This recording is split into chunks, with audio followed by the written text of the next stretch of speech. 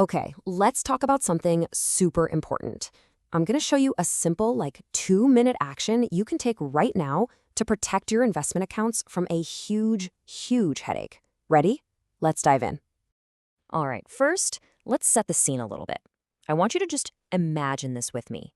It's a totally normal day. You're going about your business, but behind the scenes, something's not quite right with your finances. Let's paint a picture of what could be happening, completely without you even knowing. So, really think about this for a second. What happens if your financial firm spots some, suspicious activity on your account, but they just can't reach you? Maybe you're on a long flight, no Wi-Fi, or you're stuck in meetings all day with your phone on silent. Heck, you could just be on a much-needed vacation, totally off the grid. They see a red flag, they try to call, and nothing, just rings and rings. So, what happens then? And this is where it gets scary. This is the crisis moment. A huge wire transfer request pops up that looks nothing like your usual activity. Internally, all the alarm bells are going off at your brokerage firm.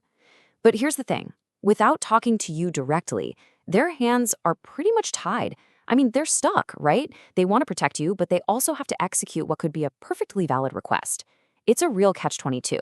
So what's the fix? How do we solve this problem? How do you build a safety net for those exact moments when you're totally unreachable? Well, the answer is actually incredibly simple. It's called a trusted contact. So what is a trusted contact? Let's be super clear here. It's basically a person you authorize your financial firm to call in very specific, limited situations. Like if they think someone's trying to scam you, or like we just talked about, they simply can't get a hold of you. Think of them as an emergency point person. They're a communication lifeline. That's it. They are not a co-owner of your account. Okay, now I know exactly what you're probably thinking right now. Wait a minute, am I giving someone control over my money? And that is absolutely the number one question you should be asking. The answer, and I want to be really clear about this, is a huge, emphatic no. Let's break down the massive difference between a trusted contact and, say, someone with power of attorney. Look at this comparison because the difference is everything. Your trusted contact, they can't see your balance, they can't make trades, they absolutely cannot withdraw a single cent. All they can do is receive information and confirm you're okay.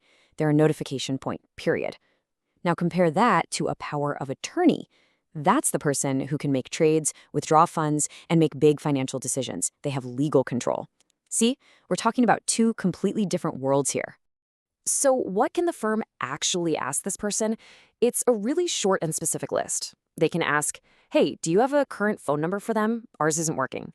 They can also ask about your health status, your mental or physical well-being. It's a discreet way to check if you might be in trouble or under pressure from someone.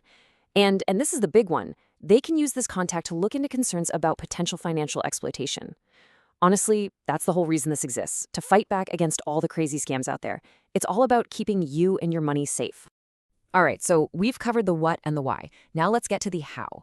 And I promise you, this is the easiest part of the whole thing.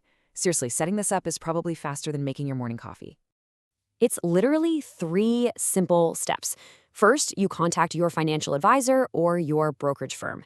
Just call them up or log into their website. Step 2, you just tell them, I want to add a trusted contact. And third, you give them the person's name and contact info. That's it. You're done. In 2 minutes, you've just added a really powerful layer of security to your account. So what you're really doing here with this one simple action is you're basically appointing a financial first responder. Think about it like that. This is the person who gets the alert when something seems off, which gives them and your financial firm a chance to protect you when you can't protect yourself. The peace of mind that comes with that, it's huge. Look, if you take away just one thing from all of this, let it be this. This is the absolute key point. It does not give them financial control. It only gives them notification rights. That's it. Think of it as a shield for your account, not a key to it. So there you have it. You now have the tool for some really powerful preventative protection. And it's so easy to do. The only question left is, who will you choose? Who is that person in your life you'd trust to be your trusted contact? Give it some thought, and then, seriously, take those 2 minutes and make it happen.